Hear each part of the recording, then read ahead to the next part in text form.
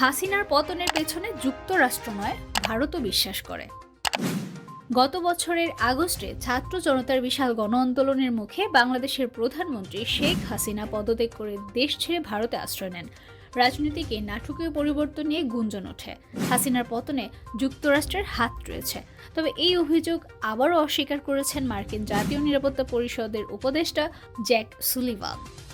শুক্রবার হোয়াইট হাউসের রুজভেল্ট রুমে সাংবাদিকদের সাথে আলাপকালে সুলিভান স্পষ্ট করে জানান, শেখ হাসিনার পতনে যুক্তরাষ্ট্রের কোনো ভূমিকা নেই। এটি ভারতীয় ঊর্ধ্বতন কর্মকর্তারাও বিশ্বাস করেন।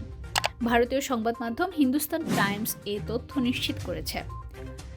এর আগে গত বছরের আগস্টে হোয়াইট হাউসের মুখপাত্র কারিন জাপিয়েরে একই দাবি করেন।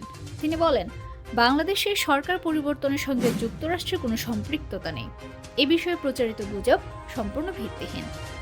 গণ আন্দোলনের সময় হাসিনা সরকার উৎখাতের ঘটনায় কিছু গুজব ছড়িয়ে পড়ে, যেখানে দাবি করা হয় বঙ্গোপসাগরে কৌশলগত কারণে সেন্ট মার্টিন দ্বীপের নিয়ন্ত্রণ নেওয়ার লক্ষ্যে যুক্তরাষ্ট্র হাসিনার পতনে ভূমিকা রেখেছে।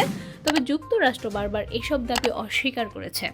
হাসিনার ছেলে সজীব ওয়াজেদ পরে সোশ্যাল মিডিয়ায় দাবি করেন, তার মা শেখ হাসিনা কখনোই যুক্তরাষ্ট্রের বিরুদ্ধে এমন কোনো মন্তব্য করেননি।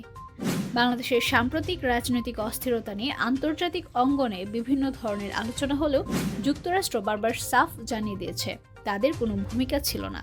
জ্যাক সুলিভানের বক্তব্য যেন আরও একবার সেই অবস্থানে নিশ্চিত করল।